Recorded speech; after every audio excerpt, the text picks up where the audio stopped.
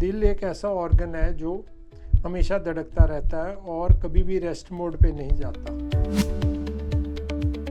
Blood pressure ये pressure है जो हमारी रक्त की नलियों में बना रहता है जब हमारा हार्ट पंप करता है और रिलैक्स करता है। जब हार्ट पंप करता है तो ऊपर वाला ब्लड प्रेशर है जिसको हम सिस्टोलिक ब्लड प्रेशर कहते हैं। जब हार्ट की रिलैक्सेशन है उस टाइम ये प्रेशर मेजर है, वो प्रेशर नीचे वाला प्रेशर जैसे 120/80 का 80 वाला पार्ट, उसको डायस्टोलिक प्रेशर कहते हैं। सो 130/80 से 140/90 के बीच में, तो उसको हम स्टेज 1 हाइपरटेंशन कहते हैं। Sleep, exercise and eating healthy, यदि आप ये अपनी 3 चीज़ें अच्छे से बिल्डअप कर लें तो आपका सारा पिरामिड ऊपर तक अच्छा बिल्ड हो जाता है। कि ब्लड प्रेशर मेजॉरिटी केसेस में साइलेंट होता है, पर जिन लोगों को सिम्टम होते हैं उनको सिम्टम ऐसे आ सकते हैं कि उनको हेडेक होता है, उनको हैवीनेस इन द हेड हो सकती है, स्लीप की डिस्टर्बेंसेस हो सकती हैं, चलने में सांस चढ़ सकता है, दिल की धड़कन तेज हो सकती है, पसीना आ सकता है, तो ये सारे चक्कर आ सकते हैं। तो ये सारे सिम्टम्स हाई ब्लड प्रेशर के साथ एसोसिएटेड। बीपी की दवा क्या सारी उम्र लेनी पड़ती है? हाँ, बीपी की दवा सारी उम्र लेनी चाहिए। आपने कहा लेनी पड़ती है, मैं कहूँगा लेनी चाहिए, क्योंकि यदि आपकी उम्र बचेगी तो आप दवा खाएंगे। नमस्कार, सेहतनामा में आज बात हाइपरटेंशन यानी हाई ब्लड प्रेशर यानी उच्च रक्तचाप पर, और डिटेल में इस पर बात करेंगे। है क्या, क्यों होता है, कैसे कम कर सकते हैं, क्या सारी उम्र दवाइयाँ लेनी पड़ती हैं बीपी की, और किन वजहों से आपका बीपी बढ़ता है। बीपी है तो क्या खाएं क्या ना खाएं, विस्तार से इस पर बात होगी। और हमारे साथ internal medicine director omni clinic Chandigarh से डॉक्टर संदीप छटवाल जी हैं। उनके साथ हमने बहुत सारे वीडियोस बनाए हैं, डिस्क्रिप्शन में उनका लिंक दिया हुआ है, आप देख सकते हैं। अलग अलग टॉपिक्स पर हमने उनके साथ वीडियोस बनाए हैं, और आज बात बीपी पर। वेलकम सर जी। सो हाई बीपी की प्रॉब्लम बहुत है इस वक्त लोगों में, और बच्चों में भी अब तो नज़र आ रही है। मैं खुद देख रही हूँ आसपास 13, 14, 15 साल के बच्चों में भी हाई बीपी की प्रॉब्लम। सबसे पहले तो बीपी ब्लड प्रेशर है क्या, और इसका काम क्या है हमारी बॉडी में? सो ब्लड प्रेशर, जैसे नाम है ब्लड प्रेशर, ये एक प्रेशर है जिससे ब्लड या रक्त हमारे खून की नलियों में दौड़ता है, और हमें ब्लड की ज़रूरत होती है क्योंकि ब्लड एक तो ऑक्सीजन लेकर जाता है, इसके अंदर रेड ब्लड सेल होते हैं जो ऑक्सीजन कैरी करते हैं हेमोग्लोबिन में। नंबर 2, ये सारे जितने भी हमारे अंग हैं उनको पदार्थों की सप्लाई देता है। और नंबर 3, इन अंगों में जो कार्बन डाइऑक्साइड बनती है या गंद इकट्ठा होता है, इसको वहाँ से उठा के वापस सफाई के लिए लेकर जाता है। तो ये ब्लड का काम है, और इसको प्रेशर के साथ हमारा हार्ट मेंटेन करता है। सो हमारा जो दिल है उसका काम है कि वो धड़कता है। और आप ये चीज़ देखें कि जब से इंसान पैदा होता है और जब तक वो इंसान इस दुनिया से जाता है, उसका दिल एक ऐसा ऑर्गन है जो हमेशा धड़कता रहता है और कभी भी रेस्ट मोड पे नहीं जाता। सो जब दिल धड़कता है तो वो कंट्रैक्ट करता है, यानी कि उसके मसल्स ऐसे करके एक दबाव पैदा करते हैं, और जैसे वो कंट्रैक्ट करता है, हमारे दिल में कई किस्म के वाल्व होते हैं। तो एक बड़ी नली जो खून लेकर जाती है, वहाँ का वाल्व खुलता है और ये रक्त सारा जो ब्लड दिल के अंदर साफ होके आया है फेफड़ों से, ये आगे इसको धक्का मारता है पूरी शरीर तो के अलग वो अलग एरियाज में। सो उसकी बड़ी नली में जाता है और वहाँ से सारी छोटी नलियों में आगे चला जाता है। तो जिस प्रेशर से जो प्रेशर इस नली में है, बड़ी नली में, जब हार्ट ने पंप किया, ये प्रेशर को हम ऊपर वाला प्रेशर यानी कि सिस्टोलिक प्रेशर कहते हैं। ब्लड प्रेशर जब हम बात करते हैं 120/80, 130/80, तो ऊपर वाला जो 130 या 120 है, ऊपर वाली वैल्यू मैं उसकी बात कर रहा हूँ, उसको हम सिस्टोलिक या ऊपर वाला ब्लड प्रेशर कहते हैं। सो ये ब्लड प्रेशर वो प्रेशर है जो हमारी मेन नलियों में है जब हार्ट ने पंप किया ब्लड को। ठीक ठीक है।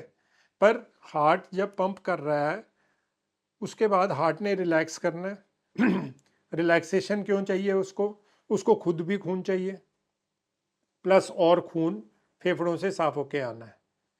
उस टाइम पे जो ये नलियां हैं ये खाली नहीं होती, इनमें प्रेशर कम हो जाता है क्योंकि हमने नलियों को कोलैप्स नहीं करना।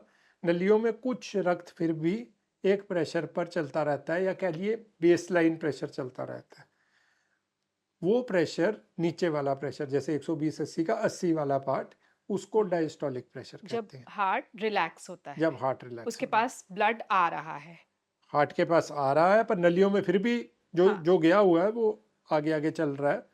तो क्योंकि हार्ट जल्दी जल्दी पंप करता है तो वो एक फ्लो बना रहता है। तो 1 मिनट में कितनी बार अमूमन नॉर्मली पंप करता नॉर्मली है? रेंज होती है तो तकरीबन 60 से 100 टाइम हार्ट पंप करता है। उसको हम रेंज कहते हैं कि इसको एक नॉर्मल रेंज गिना जाता है। हुँ, पर यदि कोई इंसान को बुखार है, कोई एक्सरसाइज कर रहा है, कुछ ऐसी बीमारियां, उनमें 100 से भी ऊपर चली जाती है हार्ट बीट। बहुत अच्छे एथलीट हैं और कई और बीमारियां उसमें से 60 से नीचे भी चली जाती है। तो बीमारियों की बात नहीं करेंगे, हम एक नॉर्मल रेंज की बात करेंगे, राइट। जिसको लोग बड़ी बार कहते हैं हमारा हार्ट बीट या पल्स 72 होनी चाहिए। हुँ, ठीक है हुँ। ना। सो कहते हैं 72, 72 एक वैसे एक फिगर है, बट अदरवाइज एक रेंज के अंदर 60 से वेरिएशन होता है। 100 के बीच में होनी चाहिए। तो ये है ब्लड प्रेशर, जिसका काम है ब्लड को पूरे शरीर तक पहुँचाना, फिर उसके बाद रिलैक्स करना, फिर पहुँचाना उसके पास ये ब्लड। हार्ट का काम ये है। हार्ट का काम हाँ, है और ब्लड प्रेशर इसी को कहते हैं। ब्लड प्रेशर जो मैं बिल्कुल सिंपल टर्म्स में डिफाइन करूं, ये प्रेशर है जो हमारी रक्त की नलियों में बना रहता है जब हमारा हार्ट पंप करता है और रिलैक्स करता है। जब हार्ट पंप करता है तो ऊपर वाला ब्लड प्रेशर है जिसको हम सिस्टोलिक ब्लड प्रेशर कहते हैं। जब हार्ट की रिलैक्सेशन है उस टाइम ये प्रेशर मेजर है तो वो नीचे वाला प्रेशर है। पर क्योंकि हार्ट तेज तेज कर रहा है तो हमें एक वैल्यू इकट्ठी मिल जाती है जिसको हम जैसे 120-80, 130-80 बोलते हैं। तो वो सिस्टोलिक और डायस्टोलिक ब्लड प्रेशर है। तो ये नॉर्मल रेंज है heart normal blood pressure range, की। नॉर्मल रेंज की बात मैं बाद में करता हूँ, आपने पहले पल्स की बात की थी। सो नॉर्मल रेंज क्या है, ये ओवर टाइम ये देखा गया है कि लोअर द बेटर। सो जो हमारी इंडियन सोसाइटी ऑफ हाइपरटेंशन की जो कंसेंसस गाइडलाइंस आई हैं 2025 की, जो फॉलो करती हैं वर्ल्ड की मेजॉरिटी हाइपरटेंशन की गाइडलाइंस, भला वो यूरोपियन हो या अमेरिकन हो, वो ये कहती हैं कि नॉर्मल ब्लड प्रेशर 120-80 से नीचे होना चाहिए। यदि वो 120-80 से 130-80 के बीच में है, यानी नीचे वाला आप देखिए 80 ही है पर ऊपर वाला 120 और 130 के रेंज में आ गया, तो उसको हम रेज्ड या हाई नॉर्मल कहते हैं। जब 130-80 से ऊपर चला जाए तो उसको हम स्टेज 1 हाइपरटेंशन कहते हैं। High BP. High BP stage 1। सो 130-80 से 140-90 के बीच में, 130 से 140 के बीच में, नीचे वाला 80 और 90 के बीच में, इसको हम स्टेज 1 हाइपरटेंशन कहते हैं। और 140-90 से ऊपर हम स्टेज 2 हाइपरटेंशन करते हैं। पहले ये बड़ा कॉम्प्लिकेटेड होता था, जब हम स्टूडेंट्स थे तो उसकी स्टेज 1, 2, 3 ऐसे आगे तक चलती थी, बट अब सिंपल हो गया। 120-80 से नीचे नॉर्मल, 130-80 तक हाई नॉर्मल, 130-80 से 140-90 तक स्टेज 1 और 140-90 से ऊपर स्टेज 2। अब हाई बीपी आप इसे कहते हैं, होता क्यों है high BP? BP blood pressure high क्यों हो जाता है? सो इसमें बड़े फैक्टर्स कंट्रीब्यूट करते हैं। सो सबसे पहले आ जाता है आपके जेनेटिक्स। सो आपकी फैमिली में ऐसे जीन्स हैं जो आपको प्री डिस्पोज करते हैं हाई ब्लड प्रेशर के लिए। पर मैं समझता हूँ कि ज़्यादा जो फैक्टर्स हैं वो इन्वायरमेंटल हैं, और आज की जो हम देख रहे हैं सिनेरियो, उसमें ज़्यादा कंट्रीब्यूटरी फैक्टर्स हैं, मेटाबॉलिक फैक्टर्स, जिनके अंदर ओबिजिटी, जिनके मोटापा। अंदर डायबिटीज़, जिनके अंदर अल्कोहल इंटेक, जिनके अंदर जंक फूड, जिनके अंदर स्मोकिंग, जिनके अंदर स्लीप की डिस्टर्बेंसेस, इवन ऑब्स्ट्रक्टिव एपनिया, और जिनके अंदर too much stress. Rather than stress, मैं ये कहूँगा कि स्ट्रेस को हैंडल करने की कैपेसिटी। स्ट्रेस तो पहले से ही रहा है, हमारे सबको है। टाइम पे भी था, बचपन में हमारे को भी था, सबको होता है सबको स्ट्रेस, था, पर सबको स्ट्रेस होता को है। आप हैंडल कैसे हैंडल करते कैसे करते हैं, वो आज की पीढ़ी जो है उनको ये रिजिलियंस नहीं है। सो उनमें आईक्यू बहुत अच्छा है, बट उनका इमोशनल कोशेंट या एडवर्सिटी कोशेंट बहुत बुरा है। तो जब कोई स्ट्रेस आता है तो वो बिल्कुल पैनिक में चले जाते हैं, और वो ब्लड प्रेशर की रिएक्टिविटी बेसिकली वो हमें शो करती है। गलत खान पान की वजह से भी ब्लड प्रेशर हाई हो जाता है? सो गलत खान पान से दो बातें होती हैं। एक, आपका वेट बढ़ता है, और ओबिजिटी डायरेक्टली कंट्रीब्यूट करती है ब्लड प्रेशर को। एक, वेट बढ़ने से आपकी टेंडेंसी शुगर बढ़ने की या प्री डायबिटीज़ की बढ़ जाती है। फिर खान पान में यदि आपके फ्रूट्स वेजिटेबल्स कम है, पोटेशियम लेवल्स जो बनाते हैं वो कम है, प्लस आपका एडिड सॉल्ट है।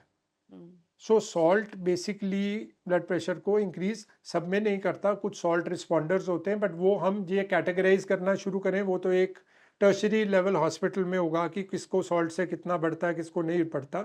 मेजॉरिटी लोगों को सॉल्ट सेंसिटिव हाइपरटेंशन होती जो है। ये फास्ट फूड है, चिप्स फास्ट फूड हैं, है, हाई चिप्स है, सोडियम हाई डाइट सोडियम की जो सारी डाइट है। देखो, प्रिजर्वेटिव सारी जगह है, भला वो चटनियों में पैक्ड है, फूड। भला वो चटनियों में, घर के खाने में भी चटनियों में है, पापड़ में है, अचार में है।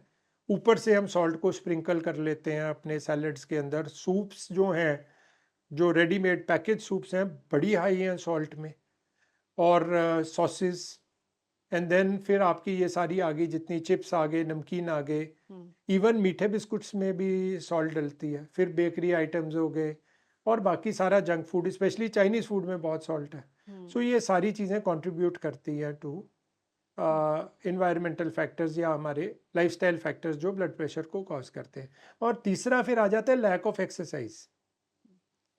सो आप ये एक पिरामिड देखें ना, तो पिरामिड के नीचे देखें, देखों का मतलब, देखो को हम क्या कहते हैं इंग्लिश में, हम कहते हैं सी। मैं अपने पेशेंट्स को ऐसे ही बोलता हूँ, CSEE, sleep, exercise and eating healthy. यदि आप ये अपनी तीन चीज़ें अच्छे से बिल्डअप कर लें तो आपका सारा पिरामिड ऊपर तक अच्छा बिल्ड हो जाता है। राइट। कुछ सिम्टम्स होते हैं, लक्षण होते हैं कि ब्लड प्रेशर हाई है? बहुत अच्छा क्वेश्चन है। तो मैं सबसे पहले आपको ये बताना चाहूँगा कि ब्लड प्रेशर मेजॉरिटी केसेस में साइलेंट होता है, इसीलिए हम इसको साइलेंट किलर कहते हैं। 90-95% लोगों को हो सकता है कोई सिम्टम ना आए, इसलिए उन्हें पता ही नहीं लगता है जब तक ब्लड प्रेशर या तो बहुत हाई हो जाता है, या किसी रूटीन चेकअप, कोई इंश्योरेंस के लिए, कोई बाहर अब्रॉड जाने के लिए, कोई entry level into your job के लिए, तब उन लोगों को पता लगता है कि हमें हाई बीपी है, या फिर कोई कॉम्प्लिकेशन आती है तब पता लगता है। पर जिन लोगों को सिम्टम होते हैं उनको सिम्टम ऐसे आ सकते हैं कि उनको हेडेक होता है, उनको हैवीनेस इन द हेड हो सकती है, कोई बैंड लाइक सेंसेशन हो सकती है, उनको कोई फजीनेस, जैसे वो कहते हैं हम कंसंट्रेट नहीं कर पा रहे, स्लीप की डिस्टर्बेंसेस हो सकती हैं, चलने में सांस चढ़ सकता है, दिल की धड़कन तेज हो सकती है, पसीना आ सकता है, तो ये सारे चक्कर आ सकते हैं। तो ये सारे सिम्टम्स हाई ब्लड प्रेशर के साथ एसोसिएटेड। ब्लड प्रेशर फिर आइडली किस उम्र में आपको जांच करानी चाहिए, और ब्लड प्रेशर नापने का सही तरीका क्या है? उम्र तो हमें ये लगता है कि बचपन में ही स्टार्ट कर देना चाहिए, पीडियाट्रिक एज पे ही स्टार्ट हो जाना चाहिए। और शायद अब हो भी चुकी है। हो भी चुकी है, 8-10 साल से मेरे ख्याल शुरू कर लेना चाहिए। हम तो 12 साल से ऊपर सबका ब्लड प्रेशर, क्योंकि मैं फिजिशियन हूँ, मेरे पास 12 साल से ऊपर आते हैं बच्चे, तो हम ट्राई करते हैं कि सारों का ब्लड प्रेशर नापा जाए। अब बात है इसको चेक करने की, और चेक करने का मैं आपको बताता हूँ कि आइडियल मेथड क्या है। आइडियल मेथड हम फॉलो नहीं कर पाते, क्योंकि कई बार ओपीडीज़ में रश होता है, पेशेंट को जल्दी होती है। पर आइडियल मेथड ये है कि जब पेशेंट आपके पास क्लिनिक में आता है तो पहले 5 मिनट में आप उसका ब्लड प्रेशर चेक ना करें, उसको पहले आप अपने आराम से चेम्बर बैठने में दें। रिलैक्स और अडेप्ट होने दें। फिर ब्लड प्रेशर चेक करने के लिए बंदा, जो पेशेंट है, उसको सीटेड होना चाहिए। ब्लड प्रेशर की मशीन आपके हार्ट लेवल पे होनी चाहिए। वो रिलैक्स्ड पोजीशन में होना चाहिए, लातें क्रॉस नहीं होनी चाहिए, पैर सीधे करके पैर बैठे। सीधे करके बैठना है और आपने बाजू के अंदर चेक करना है। अब चेक करने में इम्पॉर्टेंट बात क्या है कि आपका कफ का साइज क्या है, और ज़्यादा प्रॉब्लम कफ की लेंथ से नहीं, कफ की साइज से होती है। सो कफ का जो विड्थ है, जितनी चौड़ाई है, वो आपके पेशेंट के आर्म की तकरीबन 40% गर्थ की होनी चाहिए। यदि आपकी कफ छोटी है तो आपको ब्लड प्रेशर सही नहीं मिलेगा। फिर जो एल्बो जॉइंट है, जो ब्लड प्रेशर कफ की लोअर बैंड है, उसको आपको एटलीस्ट 2 फिंगर्स ऊपर रखना है और फिर आपने अपना ब्लड प्रेशर चेक करना है। आइडियली फर्स्ट टाइम जब पेशेंट आता है तो उसकी दोनों बाजुओं में ब्लड प्रेशर चेक करना चाहिए, क्योंकि दोनों बाजुओं में भी अंतर हो सकता है। और इम्पॉर्टेंट बात यह है कि जिस बाजू में हायर ब्लड प्रेशर है वही बाजू को हमेशा आपने यूज़ करना है चेक करने के लिए। बड़ी बार पेशेंट आते हैं कि बीपी हमारा तो लेफ्ट आर्म में ही लो। ऐसा कुछ नहीं है, लेफ्ट में भी बढ़ सकता है, राइट में भी बढ़ सकता है। जिस बाजू में हायर बीपी है वही बाजू आपने हमेशा यूज़ करनी है फॉर कैसे, चेकअप। मतलब जैसे पहले आपने चेक किया, मैंने चेक किया, एक बाजू में 134/80 था, दूसरी बाजू में 126/80 था। तो जिस बाजू में 134/80 है, मैं ये नहीं कि उसको एक सिंगल टाइम पे डिक्लेयर कर दूंगा, 1-2 बार और चेक रख के फिर हम वही बाजू लेकर और उसी पे ही आगे चेक रखेंगे। सिर्फ इसका एक जो आई वुड से एक्सेप्शन है वो ये है कि यदि आपको कोई किसी किस्म की एक बाजू में प्रॉब्लम है, या आपके एक साइड पे कोई किडनी डिजीज़ के कारण फिस्चुला बना हुआ है, या एक आर्म में आपके स्वेलिंग है क्योंकि किसी के ब्रेस्ट कैंसर की सर्जरी हुई है, तो फिर हम उस आर्म को एक्सक्लूड कर देते हैं। अदरवाइज दोनों आर्म्स में चेक करना चाहिए। दूसरी बात जो इम्पॉर्टेंट है, स्पेशली एल्डरली लोगों में, हमें उनका sitting and standing blood pressure दोनों चेक करने चाहिए, क्योंकि स्टैंडिंग ब्लड प्रेशर जो है वो हमें पॉस्चरल फॉल बताता है, खड़े होने पे बीपी का कम होना। बड़ी बार हम सुनते हैं कि सीनियर कोई गया यूरिन करते हुए गिर गए, बाथरूम हाँ। में गिर गया, या हाथ धोने गया ब्रश करते हुए गिर गया, या चलते पार्क में गिर गया, हाँ, तो चक्कर आ ये गया। पॉस्चरल, हाँ, ये पॉस्चरल फॉल्स होती हैं जिनको ज़रूर चेक करना चाहिए। तो ये तो ऑफिस मॉनिटरिंग होगी। हाँ, घर अब पे आ जब गई चेक घर कर की रहे हैं मॉनिटरिंग। बीपी, घर की मॉनिटरिंग में भी ऐसे ही आपने पहले 5 मिनट रिलैक्स रखना है और फिर आपने अपना बीपी अपरेटस जो है उसको अपने हार्ट लेवल पे रखना है।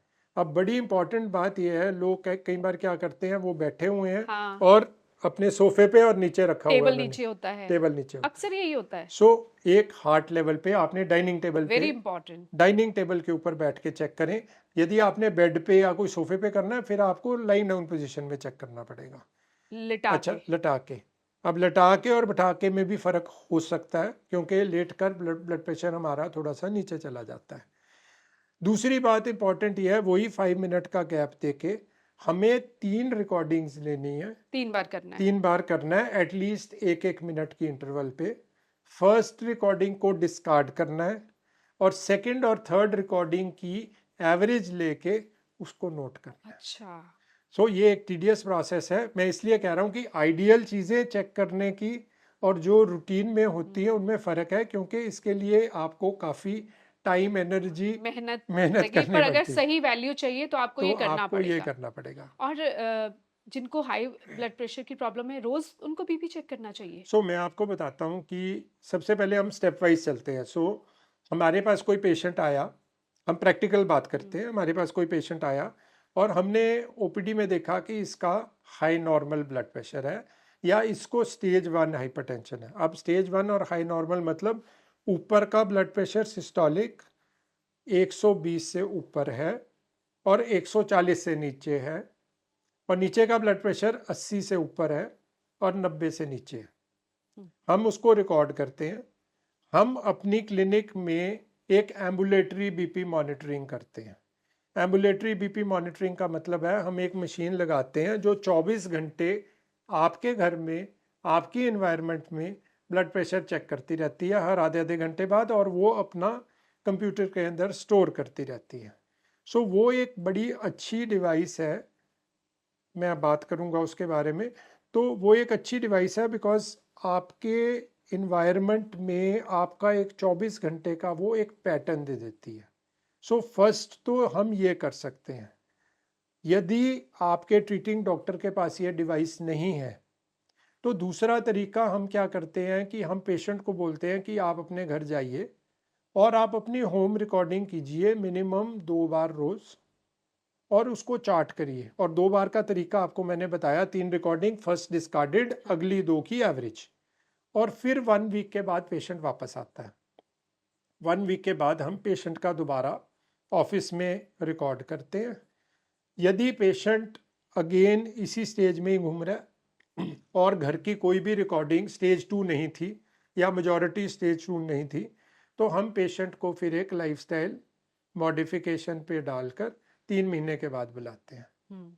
पर यदि आपका ब्लड प्रेशर 130/80 से ऊपर है और आपको डायबिटीज़ है, आपको हार्ट डिजीज़ है, आपको किडनी डिजीज़ है, तो आप अपने डॉक्टर से संपर्क करें, बिकॉज इन 3 डिजीज़ में ट्रीटमेंट थोड़ा सा अर्ली लेवल पे स्टार्ट कर दिया जाता है। राइट। अब जिन लोगों का 140/90 से ऊपर रहा, होम मॉनिटरिंग पे भी और ऑफिस मॉनिटरिंग पे भी, उनको ट्रीटमेंट पे स्टार्ट कर दिया दवा जाता है। देते हैं बीपी फिर की? दवा देते हैं, पर उससे पहले मैं आपको एक चीज़ एम्बुलेटरी बीपी मॉनिटरिंग की बताना चाहता हूँ।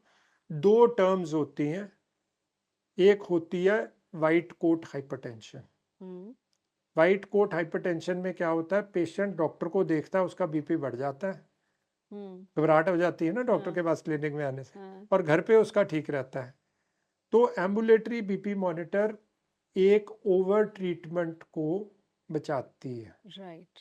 मेरे पास बीपी आया 150/80, पर मुझे और कोई रिस्क फैक्टर नहीं लग रहा, तो हो सकता है कि वो मेरे को देख के एक्साइट हो गया आज पेशेंट कि भाई मैं डॉक्टर के पास आऊँगा, पता नहीं डॉक्टर साहब दवाई लगा देंगे, क्या होगा। तो फिर हम उसको एम्बुलेटरी बीपी मॉनिटर लगा देते हैं, वो घर जाता है, अपनी इन्वायरमेंट में रहता है 24 घंटे, और फिर रिकॉर्डिंग लेकर आता है, और बड़ी बार वो रिकॉर्डिंग्स नॉर्मल होती और है। ये डिवाइस मिल जाता है ये डिवाइस मिल जाता है, आसानी से मिल जाता है। सो हम इसको हम वाइट कोट हाइपरटेंशन कहते हैं। दूसरी होती है मास्क्ड हाइपरटेंशन। घर की इन्वायरमेंट बड़ी स्ट्रेसफुल है, वहाँ पे झगड़ा पूरा दिन चल रहा है, वहाँ पे बीपी हाई है, पर जब वो क्लिनिक में आया यहाँ पे नॉर्मल है, तो एम्बुलेटरी बीपी मॉनिटर दूसरी साइड पे भी हमें काम कर देता है। सही वैल्यू आपको देता है पेशेंट की। एग्जैक्ट, क्योंकि उसकी इन्वायरमेंट में क्या चल रहा है हमें वो ज़्यादा इंपॉर्टेंट है। ये इंपॉर्टेंट नहीं है कि मेरी ऑफिस में कितना चल रहा है। हाइपर टेंशन यानी हाई ब्लड प्रेशर को हम इतनी इम्पोर्टेंस क्यों देते हैं? इसका थ्रेट क्या है? बीपी अगर हाई रहता है, नुकसान क्या है बॉडी में? सो ये टारगेट ऑर्गन डैमेज करता है। सो हाई ब्लड प्रेशर से हमारे हार्ट पे स्ट्रेन पड़ता है, हार्ट की डिजीज़ेज हो सकती हैं, हार्ट का मसल इनलार्ज कर सकता है, आगे हार्ट की आर्टरीज जो खून लेकर जा रही हैं स्टिफ हो जाती हैं, ब्लॉकेजेस हो सकती हैं। हार्ट जो बहुत क्रॉनिकली बीपी बढ़ा रहे तो हार्ट की पंपिंग कम हो सकती है, जिसको हम हार्ट फेलियर कहते हैं। हाई ब्लड प्रेशर के कारण हमारे ब्रेन स्ट्रोक्स होते हैं, क्लॉट के कारण भी हो सकते हैं, ब्लीडिंग के कारण भी हो सकते हैं। आईज में हमारे चेंजेस आ सकते हैं, पर्दे में ब्लाइंडनेस हो सकती है, आंखों में पर्दा फट सकता है। हाई ब्लड प्रेशर से किडनी फेलियर बड़ा एक इम्पॉर्टेंट रीज़न है ब्लड प्रेशर हाई के कारण किडनी फेलियर होने का। हाई ब्लड प्रेशर के साथ पेरिफेरल वैस्कुलर डिजीज़ होती बहुत कम है, बट साथ में आर्टरीज की स्टिफनिंग हो गई, लोग स्मोकर जो होते हैं उनमें कंट्रीब्यूटरी ये फैक्टर्स होते हैं। सो ये टारगेट ऑर्गन डैमेज बहुत ऑर्गन्स में कर देता है। तो जब हम इसको कंट्रोल करके नीचे ले आते हैं तो ऑल ऑर्गन्स आर हैप्पी। हाँ, अब मैं इस पर आऊंगी कि हाई ब्लड प्रेशर को कंट्रोल कैसे किया जाए। कब हाई ब्लड प्रेशर में आप दवा देते हैं और क्या ये दवाई सारी उम्र चलती है? सो हाई ब्लड प्रेशर की जो ट्रीटमेंट है इसके 2 एस्पेक्ट्स हैं। सबसे पहला एस्पेक्ट है हमारा लाइफस्टाइल मॉडिफिकेशन का। वो बहुत इम्पॉर्टेंट एंड बहुत हाईली इग्नोर्ड एस्पेक्ट है। सो सबसे इम्पॉर्टेंट बात यह है कि आपने अपना वेट मेंटेन करना है, और यदि आप ओबीज या ओवरवेट हैं तो आपने टारगेट करना है कि आप एक अपनी रेंज में आ जाएं। हमने आई थिंक पहले किसी वीडियो में बीएमआई की बात की थी। जी। सो हमें अपना बीएमआई इंडियन स्टैंडर्ड्स के हिसाब से डेफिनेटली 25 से नीचे और टारगेटिंग 23 तक रखना चाहिए। बीएमआई का फॉर्मूला सारों को ऑनलाइन मिल जाता है, तो they can find out. Body mass body mass index. Index, so वो आपका वेट और हाइट के अकॉर्डिंगली एक सिंपल रेशियो है, उससे पता लग जाता है। तो वेट लॉस होने से आपको हर केजी से 1 से 2 मिलीमीटर का फर्क पड़ जाता है। सो यदि आप अपना वेट 10 किलो कम कर लेते हैं तो 10 पॉइंट का आपको मिनिमम बेनिफिट आ सकता है। दूसरी बात आती है सब्सटेंस अब्यूज की। सो अल्कोहल, स्मोकिंग तो टोटली नो नो है, और अल्कोहल भी स्टडीज़ ये बताती हैं कि बहुत फ्रीक्वेंटली रेगुलरली कंज्यूम करनी आपका ब्लड प्रेशर बढ़ाती है। राइट। सो इन दोनों पे रिस्ट्रिक्शन रखनी ज़रूरी है। तीसरा आ जाता है फिर लाइफस्टाइल के अंदर प्रॉपर स्लीप हैबिट्स। आपने अपनी नींद पूरी करनी है, ठीक टाइम पे सोना है, ठीक टाइम पे उठना है। चौथी चीज़ आ जाती है फिर आपकी अपनी डाइट के अंदर, जिसको हम डैश डाइट कहते हैं, dietary low sodium diet, basically low sodium diet, low fat diet. तो इसके लिए हम बहुत ज़्यादा एडवोकेट करते हैं, बिकॉज ये भी 2 से 4 पॉइंट 6 पॉइंट तक आपको कंट्रीब्यूट कर देती है आपके ब्लड प्रेशर के बढ़ने के लिए। फिर आ जाती है एक्सरसाइज। सो रेगुलर एक्सरसाइज बहुत इंपॉर्टेंट है। एक वीक में मिनिमम 150 मिनट एरोबिक एक्सरसाइज करनी ज़रूरी है। और लास्ट आ जाता है फिर आपका स्ट्रेस मैनेजमेंट, जिसमें बहुत इंपॉर्टेंट है योगा, मेडिटेशन और ये सारी चीज़ें जो आपके माइंड को रिलैक्स करती हैं। कोई आपको जो म्यूज़िक रिलैक्स करता है तो म्यूज़िक थेरेपी करें, आपको अपने पेट के साथ खेलना अच्छा लगता है तो पेट के साथ खेलने। सो डी स्ट्रेस होना बहुत ज़्यादा ज़रूरी मैं है। यही पूछना चाह रही थी, हाई बीपी के जो पेशेंट हैं, स्ट्रेस में हैं, वो अपना स्ट्रेस कैसे मैनेज करें? सो ये सारी चीज़ें देखो, आप अपना जो वही पिरामिड देखें तो पहले आपने यू हैव टू सी, आप पहले अपनी स्लीप को रेक्टिफाई करें, पहले अपनी ईटिंग को रेक्टिफाई करें, और पहले एक्सरसाइज करें। एक्सरसाइज। काफ़ी स्ट्रेस इसी से ही मैनेज हो जाता है। इसके ऊपर आप एक लेयर योगा का लगा लें, मेडिटेशन का लगा लें, और अंदर बॉटल अप मत रखें अपनी फीलिंग्स को। आपके पास एक होना चाहिए वेंट, भला वो एक शेयर कर सके शेयर अपनी, करें अपनी अंदर फीलिंग्स। कुछ है तो। हाँ, सो ये चीज़ें इंपॉर्टेंट है। और इसके बाद आ जाता है फिर हमारा, तो ये लाइफस्टाइल मेजर्स हैं जो हम रूटीन में एडवोकेट करते हैं। वेजिटेरियन डाइट बेटर रहती है, और साथ में क्या कहते हैं, डाइट के अंदर जो हम green leafy vegetables, fruits at least 5 servings खाते हैं, वो हमारे को हेल्प करते हैं। बीपी हाई जिनका है उनको क्या खाना चाहिए और क्या नहीं खाना चाहिए? एक तो हो गया ना, नमक कम करे अपनी। तो नमक वो हमने बात की ना, जैसे जंक फूड कम हाँ। करना है, अल्कोहल कम कम करनी है, स्मोकिंग नहीं करनी, रेड मीट नहीं खाना, हाई ऑयली फूड नहीं खाना, फ्राइड फूड नहीं खाना। सो एक बैलेंस डाइट खानी है। और उसके बाद आपने इम्पॉर्टेंट टारगेट अपने वेट पे रखना है। और फिर आ जाती है हमारी मेडिकेशन। सो स्टेज 1 तक लाइफस्टाइल मॉडिफिकेशन बहुत अच्छी वर्क करती है, और हम काफ़ी पेशेंट्स का ब्लड प्रेशर कंट्रोल कर सकते हैं विदाउट मेडिकेशन। और जिनका नहीं भी कंट्रोल होता, उनकी क्वांटिटी ऑफ ड्रग कम कर सकते हैं यदि हम ये सारे लाइफस्टाइल मेजर्स को एक्टिवली फॉलो करें। राइट। सो जिन लोगों में अब रिस्क ज़्यादा है, जैसे डायबिटिक हो गए, हार्ट डिजीज़ के पेशेंट्स हो गए, किडनी डिजीज़ के पेशेंट्स हो गए, इन लोगों में हमने फिर मेडिकेशन थोड़ी अर्ली स्टेज पे स्टार्ट कर लेनी है। यूजुअली हम 130 ऊपर वाला ब्लड प्रेशर और 80 से ऊपर नीचे वाला ब्लड प्रेशर, इस पे हम ट्रीटमेंट माइनर डोज स्टार्ट कर देते हैं। और 140-90 से ऊपर जिन लोगों में बाकी और ऑर्गन इन्वॉल्वमेंट नहीं है और वो कंसिस्टेंटली स्टेज 2 हैं, इनमें ट्रीटमेंट देनी चाहिए। राइट। और बीपी की दवा क्या सारी उम्र लेनी पड़ती है? हाँ, बीपी की दवा सारी उम्र लेनी चाहिए। आपने कहा लेनी पड़ती है, मैं कहूँगा लेनी चाहिए, क्योंकि यदि आपकी उम्र बचेगी तो आप दवा खाएंगे, यदि आपकी उम्र ही ना रही तो आप क्या खाएंगे। सो जो लोग ये सोचते हैं कि ये पूरी उम्र हमें लग जाएगी, वो गलत सोच है। हम ये इसीलिए स्टार्ट कर रहे हैं ताकि आप अपनी एक पूरी एक्सपेक्टेड लाइफस्टाइल विदाउट कॉम्प्लिकेशन जी पाएं। सो दोनों चीज़ों में फ़र्क है। एक चीज़ मैं यहाँ पे और बताना चाहूँगा, बिकॉज एज अ प्रैक्टिशनर जो पेशेंट्स के माइंड में बातें आती हैं वो आके शेयर करते हैं, और आई थिंक ये प्लेटफॉर्म बहुत अच्छा प्लेटफॉर्म है लोगों को ये चीज़ इंफॉर्मेशन डिसेमिनेट करने का। सो ब्लड प्रेशर की दवाइयाँ कई प्रकार की होती हैं और डिफरेंट सॉल्ट्स होते हैं। आप जैसे कंपेयर करें कि 1 किलो हम जाके लोहा खरीदें तो 50 रुपए का आएगा, और हम 10 ग्राम जाके सोना खरीदें तो 1.5 लाख रुपए का आएगा। ऐसी अलग धातुएं, ऐसे ही अलग दवाइयाँ हैं। तो पेशेंट की एक कॉमन जो कंप्लेंट होती है, डॉक्टर साहब आपने मुझे 40 mg की दवाई दे दी, मेरी तो वहाँ पे कुलीग स्कूल में काम करती है, वो तो सिर्फ 5 mg की खा रही है, मेरा ब्लड प्रेशर इतना ज़्यादा तो था नहीं, आपने इतनी हाई दवा कैसे दे दी। सो यही एक बेसिक एग्जांपल है, नॉलेज ही है कि डिफरेंट दवाइयाँ डिफरेंट सॉल्ट्स हैं।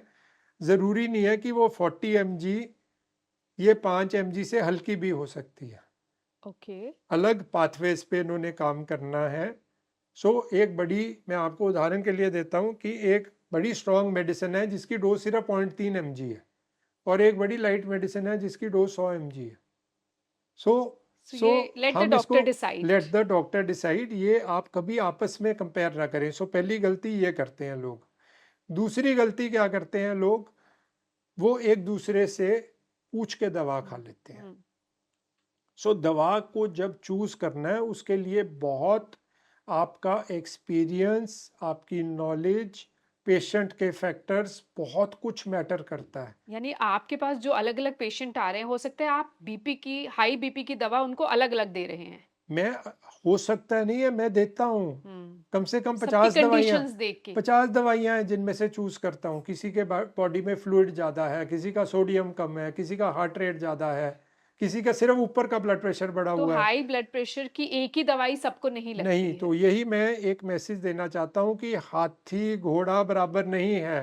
प्लीज़ किसी और की दवा लेकर मत खाएं। बड़ी बार कॉम्प्लिकेशंस के साथ पेशेंट हमारे पास आते हैं, वो यही कॉम्प्लिकेशन होती है कि जी घर में बीपी बढ़ा, मम्मी की दवाई पड़ी थी मैंने खा ली, या मेरे को साथ वाली आंटी ने दे दी, उन्होंने कहा तू खा ले। ऐसे नहीं करना बिल्कुल भी। राइट। और कभी कभी खुद ही दवा बंद कर देते हैं हाई ब्लड प्रेशर के पेशेंट जो होते हैं, या खुद ही कम कर देते हैं। अब मैंने इतने हाई एमजी ले रहा था, अब मैंने कम कर दी है, मुझे ठीक लग रहा था, सो या ये बंद कर दी, 2-4 दिन नहीं खाई फिर खा ली, उसके क्या नुकसान है? बहुत अच्छा क्वेश्चन, और बहुत रेगुलर ये प्रैक्टिकल चीज़ ये मैं हो रही एक्सपीरियंस है। करता हूँ। सो दवा खानी किसी को भी अच्छी नहीं लगती, मुझे भी नहीं अच्छी लगती, ठीक है। क्योंकि बैकएंड पर ये है कि दवा के साइड इफेक्ट्स होते हैं। उसकी बात भी मैं करूँगा। सो दवा जो है किसी को भी अच्छी नहीं लगती, पर क्या होता है कि जब हम दवा खा रहे हैं, हम नॉलेजेबल भी हैं, आजकल एआई भी आ गया, हम बड़ी कुछ चैट जीपीटी से भी पूछ लेते हैं, वो एक अलग डॉक्टर है, और लोग गूगल से भी पूछ लेते हैं, डॉक्टर गूगलाइटिस कहता हूँ मैं उसको।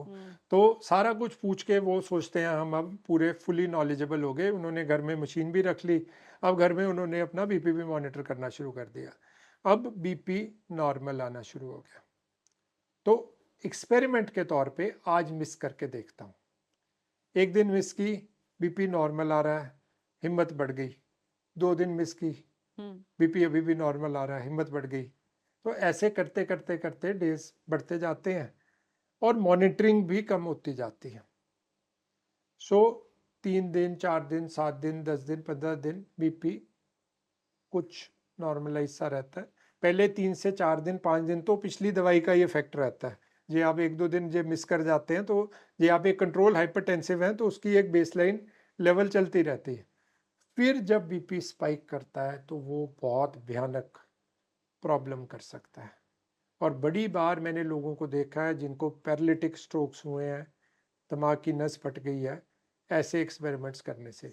सो टेक होम मैसेज ये है कि बीपी एक कंट्रोलेबल बीमारी है, क्योरेबल बीमारी नहीं है। ये बुखार नहीं है जो ठीक हो जो जाएगा 4 दिन में 4 दिन ठीक हो बाद। जाएगा। ये दोबारा से अटैक करेगा, और जब ये अटैक करेगा वो भयानक करेगा। सो बीपी की दवा बंद करनी एक सिर्फ प्रेरोगेटिव या सिर्फ उसका जो डिसीजन है आपका ट्रीटिंग डॉक्टर ले सकता है, आप खुद से नहीं ले सकते। राइट। रह गई बात साइड इफेक्ट्स की। आप आज कैसे आए मेरी क्लिनिक में? कार से आए? क्या साइड इफेक्ट है मैं आपसे पूछता हूँ गाड़ी चलाने का? मुझे तो नहीं लगता कोई साइड इफेक्ट है, क्यों नहीं है? कितने एक्सीडेंट होते हैं, हम्म, लोगों की मौत भी हो जाती है, तो आप गाड़ी क्यों नहीं चलाना बंद कर देते हैं? नहीं, जरूरी है। जरूरी है ना। सो यही आपको मैं बताना चाहता हूँ और पब्लिक को भी यही बताना चाहता हूँ कि जैसे हम एक रूटीन अपनी घर में हम खाना पकाते हैं, आपको पता है इंडिया के अंदर 80 किचन फायर्स रोज की लगती हैं। तो खाना बनाना बंद खाना थोड़ी खाना कर बनाना देते। बंद कर दिया, साइड इफेक्ट है, बंद करो इसको। 80 लोगों को आग लग जाती है, आप देखो। बंद क्यों नहीं किया हमने खाना बनाना? वो हमने बंद नहीं किया, गाड़ी चलानी हमने बंद नहीं की। और जो आपकी लाइफ को गोली 10 साल 20 साल 25 साल बढ़ा रही है, उस दवाई को आप बंद करना चाहते हैं ये सोच के कि ये साइड इफेक्ट कर सकती है। दूसरी बात इंपॉर्टेंट है, लोगों के माइंड में एक ये बहुत इंपॉर्टेंट बात है कि भाई ये गोली खाने से मेरी किडनी फेल हो जाएगी। अरे किडनी हाइपरटेंशन फेल करती है, हाई बीपी फेल करता है, गोली नहीं करती। गोली तो फेलियर को बचाती है। सो इम्पॉर्टेंट बात यह है, साइड इफेक्ट्स हो सकते हैं पर बहुत मिनिमल हैं और कोई परमानेंट नहीं है साइड इफेक्ट। जब गोली को चेंज किया जाता है तो वो साइड इफेक्ट सुधर जाता है। यदि कोई आपको ऐसा इफेक्ट आ रहा है, कोई 10,000 में एक इंसान को आता है पर 9,999 को तो फ़ायदा हो रहा है, तो आप जाएं अपने डॉक्टर के पास। और इतनी बास्केट है आज तो, 50 किस्म की दवाइयाँ हैं, कोई ना कोई चेंज करके आपको ऑल्टरनेटिव दे दिया जाता है। बड़ी बार लोग मेरे पास आते हैं, पैरों में स्वेलिंग हो गई जी, हम ये दवाई खा रहे थे। कई लोगों को खांसी हो जाती है, हम दवाई खा रहे थे। तो ऐसी कई कॉमन छोटी छोटी इरिटेबल छोटे छोटे साइड इफेक्ट्स आ जाते हैं कई दवाइयों से, और दवा को बदलने से बिल्कुल ठीक हो जाते हैं। Any dos and don'ts? Dos and don'ts ये कहना चाहूँगा कि अपनी ब्लड प्रेशर की दवा को सीरियसली लीजिए। सबसे पहला डू तो मैं ये कहूँगा कि यदि आपने आज तक अपना ब्लड प्रेशर नहीं चेक कराया तो ज़रूर चेक कराइए। और यदि आपके घर मशीन है तो आपको सबको, फैमिली मेम्बर्स को, 1 in 3 months बिल्कुल प्रोटोकॉल से ब्लड प्रेशर चेक करना चाहिए, इवन नॉर्मल बंदों को, इवन बच्चों को। और उसकी आप एक मॉनिटरिंग रखें और एक उसका आप अपना रिकॉर्ड रखें, सो दैट आप उसको कंपेयर कर सकें। अब यदि आप हाइपरटेंसिव हैं या आप स्टेज 1 में भी हैं, आप अपना लाइफस्टाइल, और स्टेज 1 क्या, यदि आप नहीं भी हैं तो आप अपना लाइफस्टाइल अभी से सुधारना शुरू करो, ताकि कल के आने वाले टाइम में आपको ब्लड प्रेशर की बीमारी ना हो। सबसे पहली फोकस होनी चाहिए only on prevention. So exercise regularly करो, स्लीप का ध्यान रखो, प्रॉपरली खाना खाओ, माइंड को रिलैक्स करो, योगा करो, मेडिटेशन करो, जो भी करो। बहुत सारी बीमारियों का यही इलाज है। वेट कंट्रोल सबसे इम्पॉर्टेंट है। आज की जनरेशन के लिए मैं बहुत ज़्यादा चिंतित हूँ, क्योंकि सारी जनरेशन एक तो मोटी है, अब्डोमिनल फैट बहुत है, एक्सरसाइज ज़ीरो है, too much addiction on mobile and gadgets, वो भी स्ट्रेस बढ़ाते हैं कंपैरिजन से, और थिंकिंग और पेशेंस ख़त्म हो गई है बिल्कुल। सो पहले फोकस ये है। दूसरा फोकस है, यदि आप हाइपरटेंसिव हैं तो रेगुलरली अपनी गोली खाएं और टैबलेट को मिस ना करें, और खाते समय भी आप अपना घर पे रेगुलर वीक में 1 बार 2 बार मॉनिटरिंग रखें, सो दैट यदि थोड़ा सा आगे पीछे फ्लक्चुएशन है तो आपको टाइमली पता लग जाए और आप इसका करेक्टिव मेजर ले पाए। यानी कि ए ग्रेड 1 जो है बीपी है वो ठीक हो सकता है बिना दवाइयों के, ग्रेड 2 है उसमें आपको दवाइयाँ हमेशा लेनी खानी पड़ेंगी। पर अगेन, यदि आप लाइफस्टाइल पे फोकस करेंगे तो आपकी दवाइयों की मात्रा या नंबर, डोज जो है वो डोज आपकी कम कम हो सकती है। Thank you so much.